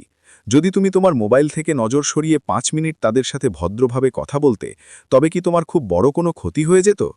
কনিষ্কার চোখে জল আর রাগ একসাথে দেখা দিচ্ছিল। সে নিজের বাবার দিকে ইশারা করে আরও বলল, বিরাজ, তুমি জানো যে বাবার শরীর গত কয়েকদিনে কতটা খারাপ হয়ে গিয়েছে? তিনি সব সময় কোনো না কোনো শারীরিক সমস্যায় ঘেরা থাকেন, আর মা, যার হাঁটুতে এত প্রচণ্ড ব্যথা যে তার 2 পা চলাও কঠিন। তবুও তারা শুধু আমাদের ভালো থাকার খবর জানতে আর দেখা করার টানে এখানে এসেছেন। তোমার কি তাদের পরিশ্রম আর স্নেহের বিন্দুমাত্র কদর নেই? তুমি এত পাষাণ কিভাবে হতে পারো? পুরো ঘরে এক নিস্তব্ধতা ছড়িয়ে পড়ল। কনিষ্কার মা বাবার ঘাড় লজ্জা আর দুঃখে ঝুঁকে গিয়েছিল। তাদের নিজের মেয়ের এইভাবে জামাইয়ের উপর চিৎকার করা আর জামাইয়ের তাদের উপস্থিতিকে পুরোপুরি উপেক্ষা করা, দুটো বিষয়ই ভেতর থেকে বিদ্ধ করছিল। ডিসেম্বরের সেই রোদ এখন ঘরের ভেতর আরও উত্তাপ তৈরি করছিল। বিরাজ নিজের নজর মোবাইলের স্ক্রিন থেকে সরালও না এবং খুব অবহেলার সাথে জবাব দিল, কনিষ্কা, তুমি অকারণেই নিজের মা বাবার রোগের গল্প কেন শোনাচ্ছ? এখন এই বৃদ্ধ বয়সে পৌঁছানোর পর অসুখ হওয়া তো একটি স্বাভাবিক প্রক্রিয়া। এতে এত বড় পাহাড় বানানোর মতো কি আছে? শরীর পুরনো হলে তো রোগ ঘিরবেই। বিরাজের মুখ থেকে এমন সংবেদনহীন আর কঠোর শব্দ শুনে ঘরে উপস্থিত 3 জনেই থমকে গেলেন। কনিষ্কার মা বাবা স্বপ্নেও ভাবেননি যে তাদের যে জামাই সবসময় ঝুঁকে তাদের সাথে কথা বলতো, সে আজ তাদের বার্ধক্য আর অসুখ নিয়ে এইভাবে মজা উড়াবে। কনিষ্কার রক্ত টকবক করে উঠল, তার চোখ লাল হয়ে গেল এবং সে কাঁপানো গলায় চিৎকার করে উঠল, বিরাজ, তোমার সাহস কি করে হলো আমার মা বাবার প্রতি এই ধরনের জঘন্য শব্দ ব্যবহার করার? তুমি ভুলে যাচ্ছ যে তুমি কার সামনে দাঁড়িয়ে আছো। তারা আমার জন্মদাতা, আমার ভগবান, আর তুমি তাদের সম্পর্কে এত নিচু কথা কিভাবে বলতে পারো? এবার বিরাজ ধীরে নিজের ফোনটা টেবিলের উপর রাখল এবং সোফায় সোজা হয়ে বসল। সে নিজের চোখে এক অদ্ভুত চমক এনে কনিষ্কার চোখের দিকে সরাসরি তাকাল এবং খুব শান্ত কিন্তু বিষাক্ত স্বরে বলল, শান্ত হও কনিষ্কা, এত উত্তেজিত হওয়ার প্রয়োজন নেই। আমাকে একটা কথা বলো, বিয়ের আগে তুমি নিজের মা বাবার সাথেই থাকতে আর তাদের সাথেই কথা বলতে না? কিন্তু এখন তোমার বিয়ে হয়ে গিয়েছে এবং তুমি এই বাড়ির বউ। তুমিই কি কাল রাতে চিৎকার করে বলনি যে বিয়ের পর স্বামীর ওপর শুধু স্ত্রীর অধিকার থাকে? যদি তোমার আমার উপর পুরো অধিকার থাকে, তবে কি আমারও তোমার উপর ততটাই হক আছে? মনে রেখো কনিষ্কা, এখন আমি তোমার প্রথম আর সবথেকে বড় অগ্রাধিকার, অর্থাৎ প্রায়োরিটি। তোমার মা বাবা বা তোমার বাপের বাড়ি এখন দ্বিতীয় স্থানে আসে। যদি তুমি চাও যে আমি তোমার সব কথা মানি, তবে তোমাকেও এটা স্বীকার করতে হবে যে তোমার দুনিয়া এখন আমাকে দিয়ে শুরু হয়ে আমাকেই শেষ হওয়া উচিত। এতে অন্য কারোর দুঃখ বা অসুখের জন্য কোনো জায়গা নেই। বিরাজের যুক্তি আগুনের উপর ঘিয়ের কাজ করল। কনিষ্কার ধৈর্য এখন পুরোপুরি ভেঙে গিয়েছিল। সে চিৎকার করে বলল, বিরাজ, নিজের সীমা লঙ্ঘন করো না। আমার তোমার সাথে বিয়ে হয়েছে, এর মানে এই নয় যে তুমি যেমন খুশি তেমন নাচাবে। তুমি আমাকে বাজার থেকে কিনে আনোনি যে আমি নিজের আবেগ আর আপনজনদের ভুলে তোমার গোলাম হয়ে যাব। কনিষ্কার এই তিক্ত পথায় বিরাজ দুঃখ পাওয়ার বদলে হো হো করে হেসে উঠল। তার এই হাসি কনিষ্কার কাছে খঞ্জরের মতো বিঁধল। বিরাজ সোফায় হেলান দিয়ে খুব ঠান্ডা গলায় বলল, কনিষ্কা, তুমি এত তাড়াতাড়ি নিজের কথা থেকেই পাল্টে যাচ্ছ? এই তো কয়েকদিন আগে পর্যন্ত তুমি খুব গর্ব করে বলছিলে যে পত্নীর পতির ওপর সর্বোপরি অধিকার থাকে। যদি তুমি আমার ওপর নিজের পুরো হক দেখাও, তবে একজন স্বামী হওয়ার খাতিরে কি আমার নিজের স্ত্রীর সময় এবং তার অনুভূতির ওপর হক দেখানোর অধিকার নেই? ভুলে যাচ্ছ কি যে তোমার মা বাবার থেকেও বেশি এখন তোমার ওপর আমার অধিকার? কনিষ্কার মুখ রাগে লাল হয়ে উঠল। সে চিৎকার করল, ব্যাস করো বিরাজ, অনেক দেখে নিয়েছি তোমার অধিকার। যখন তখন আমার মা লাগিয়ে রেখেছে তুমি। কখনো মায়ের শরীর, কখনো ওনার সম্মান। আমাদের দুজনের ব্যক্তিগত জীবনে তোমার মায়ের এই দখল আর বারবার ওনার নাম আসা আমার একটুও পছন্দ নয়। তুমি সব কথায় ওনাকে মাঝখানে কেন নিয়ে আসো? কনিষ্কার নিঃশ্বাস দ্রুত চলছিল এবং তার মা বাবা স্তব্ধ হয়ে নিজের মেয়ের এই রুদ্র রূপ আর জামাইয়ের বদলে যাওয়া স্বভাব দেখছিলেন। ঘরের পরিবেশ এতটা উত্তেজনাপূর্ণ হয়ে গিয়েছিল যে কোনো অশুভ ঘটনার আভাস পরিষ্কার পাওয়া যাচ্ছিল। বিরাজের চোখে এখন এক জয়ের ঝিলিক ছিল, কারণ সে কনিষ্কাকে তারই বোনা জালে জড়িয়ে ফেলেছিল। বিরাজ নিজের জায়গা থেকে উঠল এবং কনিষ্কার চোখের দিকে চোখ রেখে খুব শান্ত কিন্তু মারাত্মক স্বরে বলল, কেন কনিষ্কা, এখন তোমার চোখে এই রাগ আর কপালে ঘাম কেন? আজ আমার কথা শুনে তোমার এত কষ্ট আর জ্বালা কেন লাগছে? একটু ভেবে দেখো, আজ আমি তো সেটাই বলছি যা তুমি গত ৩ মাস ধরে প্রতিদিন সকাল সন্ধ্যায় আমাকে শুনিয়ে আসছ। আজ যখন সেই শব্দগুলোই ফিরে তোমার কাছে এসেছে, তখন সেগুলো তোমার হজম হচ্ছে না কেন? বিরাজ নিজের শ্বশুরের দিকে ইশারা করল এবং তারপর কনিষ্কার দিকে ঘুরে কড়াভাবে বলল, কনিষ্কা, তোমার মা বাবা তো তোমার কাছে পূজনীয় আর সর্বোপরি, কিন্তু আমার মা, তিনি কি আমার কাছে কোনো গুরুত্ব রাখেন না? তিনি কি এই পরিবারের অংশ নন? তুমি আমাকে বিয়ে করেছিলে, আমাকে আর আমার আবেগের কেনাবেচা করনি। তুমি আমার ওপর নিজের হক তো খুব নির্লজ্জের মতো ফলিয়ে নিয়েছ, কিন্তু কখনো আমার মায়ের মমতাকে সম্মান করার প্রয়োজন মনে করেছ? বিরাজের গলা এবার একটু ভারী হয়ে গেল। সে আরও বলল, আমার মা সবসময় তোমাকে নিজের মেয়ের মতো স্নেহ দিয়েছেন, কিন্তু বদলে তুমি তাকে শুধু অবজ্ঞা আর তিক্ততা দিয়েছ। যদি তুমি কখনো ওনার সাথে ভালোবাসার দুটো মিষ্টি কথা বলতে বা ওনাকে একটু সম্মান দিতে, তবে কি তোমার খুব মানহানি হয়ে যেত? আজ তোমার নিজের মা বাবার অপমান মনে হচ্ছে, কিন্তু কখনো ভেবেছ কি যে তোমার জন্যে আমার মা প্রতিদিন কতটা মানসিক যন্ত্রণা সহ্য করেছেন? ড্রয়িং রুমে নিস্তব্ধতা ছেয়ে গিয়েছিল।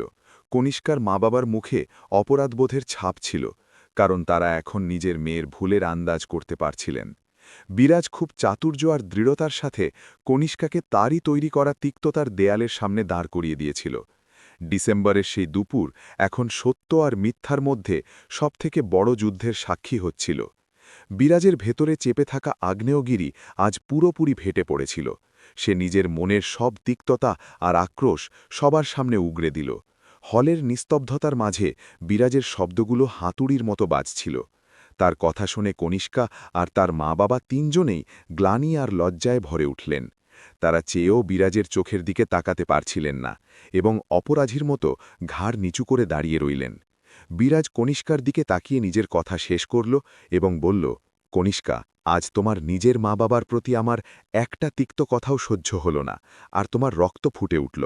ঠিক এই অনুভূতিটাই আমার প্রতি সেই মুহূর্তে হয় যখন তুমি আমার মাকে অবজ্ঞা করো বা তাকে কটু কথা বলো। যদি তোমার আপনজনদের প্রতি সংবেদনশীলতা থাকে, তবে এটাও মনে রেখো যে আমারও নিজস্ব আবেগ আছে। যেমন তোমার মা বাবা তোমার জন্য সম্মানীয়, তেমনি আমার মা আমার জীবনের ভিত্তি। নিজের জামাইয়ের যুক্তিপূর্ণ কিন্তু কঠোর আঘাত কনিষ্কার বাবার চোখ খুলে দিয়েছিল। তিনি নিজের মেয়ের শিক্ষা আর তার আচরণের ওপর গভীর দুঃখ পেলেন। তিনি কাঁপা গলায় বললেন, বাবা, দয়া করে শান্ত হন। আমাদের কনিষ্কা যা করেছে তা ক্ষমার অযোগ্য। সে নিজের মর্যাদার কথা ভুলে গিয়েছিল। এর জন্যে আমরা লজ্জিত। কনিষ্কার মাও তাকে ভুল প্রশ্রয় দেওয়ার ভুলের জন্যে ভেঙে পড়লেন। তিনি বুঝতে পারলেন যে মেয়ের ঘর বাঁচানোর জন্যে তাকে সঠিক পথ দেখানো জরুরি ছিল, জামাইকে দোষ দেওয়া নয়। যেমনই সুলোচনা দেবী মন্দির থেকে ফিরে এলেন এবং তিনি ড্রয়িং রুমে কনিষ্কার মা বাবাকে দেখলেন, তিনি থমকে গেলেন। তিনি কিছু বলার আগেই কনিষ্কা দৌড়ে তার কাছে গেল এবং তার পায়ে লুটিয়ে পড়ল। তার চোখ দিয়ে অনুশোচনার অশ্রু অবিরত বইছিল। সে ফুপিয়ে ফুপিয়ে বলল, মা, আমাকে ক্ষমা করে দিন। আমি নিজের জয়ের নেশায় এত অন্ধ হয়ে গিয়েছিলাম যে এটা ভুলে গিয়েছিলাম যে আপনি এই বাড়ির শিকড়। আমি যা কিছু অভদ্রতা করেছি, যেসব কটু কথা বলেছে, তার জন্যে আমি আপনার কাছে অপরাধী। কনিষ্কার মাও এগিয়ে গিয়ে সুলোচনা দেবীর হাত ধরে নিলেন এবং রুদ্ধ কণ্ঠে বললেন, বোন, আমাদের ক্ষমা করে দিন। আমরা নিজের মেয়েকে সঠিক শিক্ষা দিইনি এবং আপনার মমতার অনাদর হতে দিয়েছি। আজ বিরাজ আমাদের চোখ খুলে দিয়েছে। বিরাজ এসবই দেখছিল। তার উদ্দেশ্য কনিষ্কাকে কষ্ট দেওয়া নয়, বরং তাকে সম্পর্কের গুরুত্ব বোঝানো ছিল। সে এগিয়ে গিয়ে মায়ের কাঁধে হাত রাখল। সুলোচনা দেবী, যার হৃদয় বিশাল ছিল, তিনি কনিষ্কাকে তুলে জড়িয়ে ধরলেন এবং তার চোখের জল মুছে দিয়ে বললেন, মা, সকালের ভুল যদি কেউ সন্ধ্যায় বুঝতে পেরে ঘরে ফিরে আসে, তবে তাকে ভুল করা বলে না। আমার তোর ওপর কোনো অভিযোগ নেই। ব্যাস, এখন এই বাড়িতে আবার আগের মতো মিষ্টি সম্পর্ক ফিরিয়ে আন। সেই দিনের পর বাড়ির পরিবেশ পুরোপুরি বদলে গেল এবং কনিষ্কা হাসিমুখে নিজের দায়িত্ব আর বড়দের সম্মান করা মেনে নিল। বন্ধুরা, বৈবাহিক জীবনে স্বামীর ওপর স্ত্রীর অধিকার নিশ্চয়ই থাকে, কিন্তু সেই অধিকার যেন অহংকার না হয়ে ওঠে। পরিবারের অন্য সদস্যদের, বিশেষ করে মা বাবার স্থান আর সম্মান নিজের জায়গায় অটুট থাকে। যেমন আমরা নিজের মা বাবার প্রতি অপমান সহ্য করতে পারি না, তেমনি জীবনসঙ্গীর মা বাবাও সম্মানের যোগ্য। সম্পর্কের মাঝে আমার আর তোমার দেওয়াল ঘরকে বরবাদ করে দেয়। বাপের বাড়ির লোকজনের উচিত মেয়ের শ্বশুরবাড়ির বিষয়ে হস্তক্ষেপ করার বদলে তাকে সম্পর্ক বজায় রাখার আর মানিয়ে নেওয়ার শিক্ষা দেওয়া। ভুল পক্ষকে সমর্থন করা শেষ পর্যন্ত মেয়েরই সংসার নষ্ট করে। কখনো কখনো নীরবতা সমস্যা বাড়িয়ে দেয়। বিরাজের মতো সঠিক সময়ে দৃঢ়তার সাথে নিজের কথা বলা মর্যাদা না হারিয়েও সম্পর্ককে ভাঙার হাত থেকে বাঁচাতে পারে। তাহলে বন্ধুরা, এক ছেলে নিজের মায়ের সম্মানের জন্য নিজের স্ত্রীকে যে শিক্ষা দিল, সে সম্পর্কে আপনাদের কি মতামত? কমেন্ট করে নিশ্চয়ই জানাবেন। আর এই কাহিনী আপনারা কোথা থেকে দেখছেন, আমাদের নিজের আর নিজের শহরের নাম লিখে পাঠান। আর যদি কাহিনী পছন্দ হয়ে থাকে, তবে চ্যানেলটিকে সাবস্ক্রাইব আর ভিডিওটিকে লাইক করতে ভুলবেন না। আবার দেখা হবে একটি নতুন কাহিনীর সাথে। ততক্ষণ পর্যন্ত ধন্যবাদ।